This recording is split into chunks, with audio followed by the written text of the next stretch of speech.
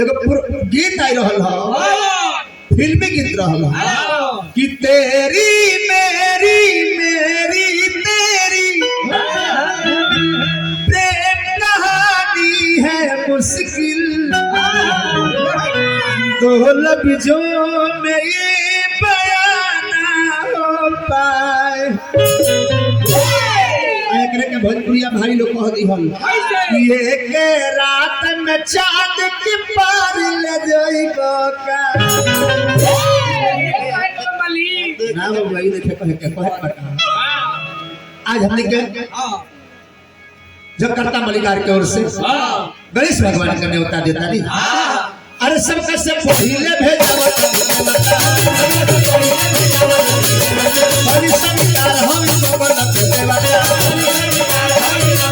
सबसे पहले भेजावता और सरकार हम बमल के देवा नंदी भाई पार्वती माई नंदी भाई पार्वती माई संग पिता महेश के लिया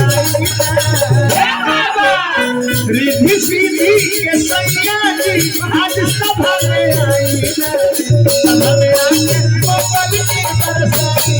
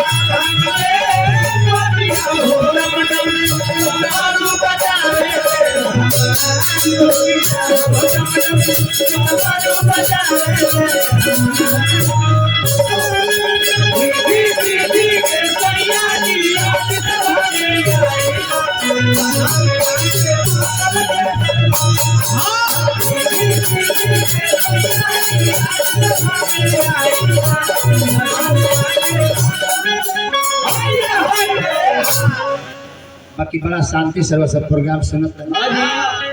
इतना शांति हमने के कहीं ना भेटला मित्रेश बाबू इतना प्यार इतना शांति मिलता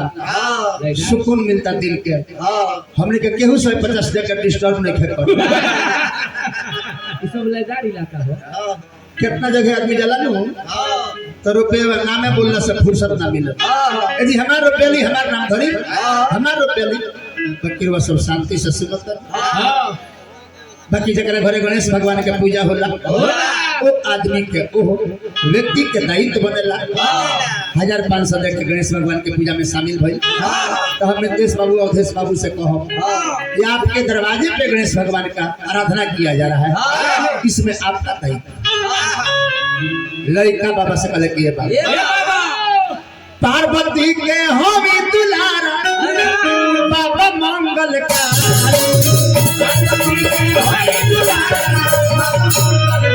लाली पूजा लक्ष्मी का सके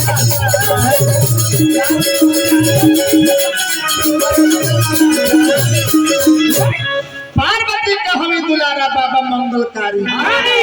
बाकी और पूजा लक्ष्मी जी के सके पार्वती के हमें दुलारा बाबा मंगलकारी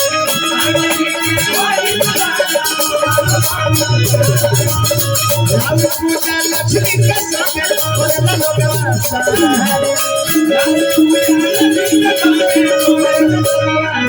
फुलोरी पास से फुलोरी पास से हम बुलावत निगरिया लगा रिद्धि सीधी के सैया जी आज सभा में आई सभा में आके मंगल की बरसाई रिद्धि सीधी के सैया जी आज सभा में आई रिद्धि सीधी के सैया जी आज सभा में